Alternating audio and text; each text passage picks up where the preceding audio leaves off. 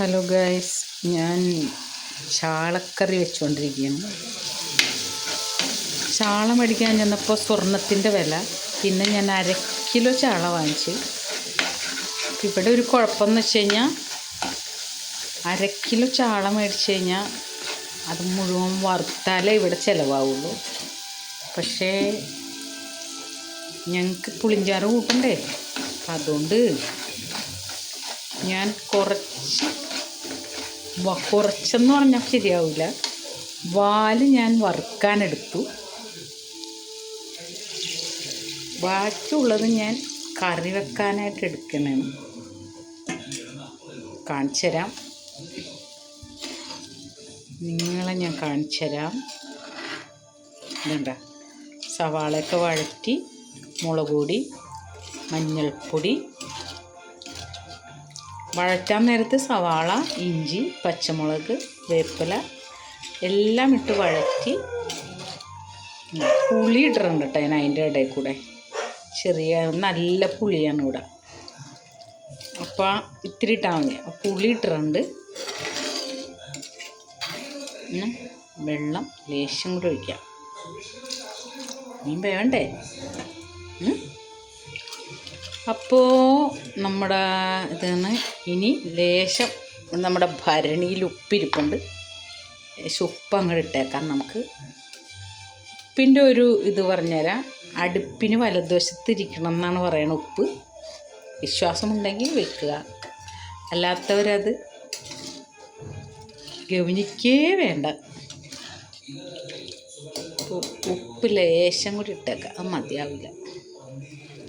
ഉപ്പൊക്കെ ഇട്ട് ഇനി ഇവനൊന്ന് തിളച്ച് വരട്ടെ. തിളക്കുമ്പോൾ ഒരു സാധനം കൂടി ഇടാൻ മറന്നുപോയി. എന്താണെന്നറിയോ, ഞാൻ ടൊമാറ്റോ, നമ്മുടെ തക്കാളിയുടെ അരിഞ്ഞ് വെച്ചിട്ടുണ്ട്, അതും കൂടെ അതിലേക്ക് ഇട്ടേക്കാം. അപ്പോൾ നമ്മുടെ മത്തിക്കറി ഇവിടെ റെഡി ആയിക്കൊണ്ടിരിക്കുകയാണ് ഗൈസ്. ശല്യം ഉണ്ടാക്കല്ലേടാ, അതിനിടയ്ക്ക് വന്ന് കൈയൊക്കെ കാണിക്കില്ല.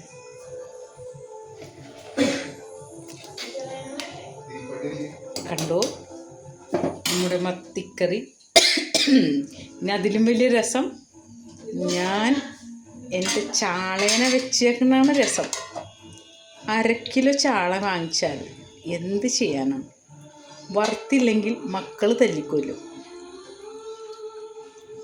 കറി വെച്ചില്ലെങ്കിൽ എന്ത് ചെയ്യും? കറി വേണ്ടേ? അപ്പോൾ അതുകൊണ്ട് ഞാൻ ചാളേനെ, ഇതുണ്ട് ഗൈസ്, ഇതാണ് ആ തലക്കഷ്ണം, ഇതാണ് ആ നടുക്കഷ്ണം. കണ്ടോ, വാലിനെ വറുക്കാൻ വേണ്ടി റെഡിയാക്കി വെച്ചിട്ടുണ്ട്. വെള്ളം തിളച്ച് കഴിയുമ്പോൾ നമുക്ക് തലേം നടുക്കഷ്ണമൊക്കെ അങ്ങോട്ട് ഇടാം. വാല് നമുക്ക് വറുക്കാം, പോരെ? അപ്പോൾ കാണിച്ചു തരാം. ഞാൻ ദേ ഇടാൻ പോവുകയാണ് എൻ്റെ ചാളത്തല. തലക്കറി എന്ന് പറഞ്ഞാൽ ശരിയാവില്ല, അതുകൊണ്ടാണ് ചാളത്തല ഞാൻ ഇടുന്നത്. ശരി, പൂച്ച പൂച്ച പൂച്ച.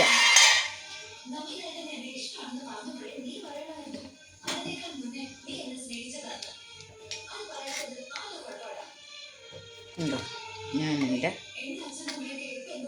ചാളക്കറീനെ ഉണ്ട് ഗൈസ്. ചാളക്കറി, തലക്കറി, മത്തിക്കറി അങ്ങനെ റെഡി ആയിക്കൊണ്ടിരിക്കുകയാണ്.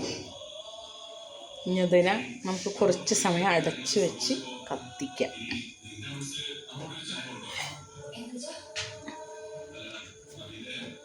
കണ്ടോ, മത്തിക്കറി റെഡി ആയിക്കൊണ്ടിരിക്കുന്നു. ചോറെടുത്തോ എല്ലാവരും. നമുക്ക് മത്തിക്കറിയും കൂട്ടി ചോറ് കഴിക്കാം. Okay, good night.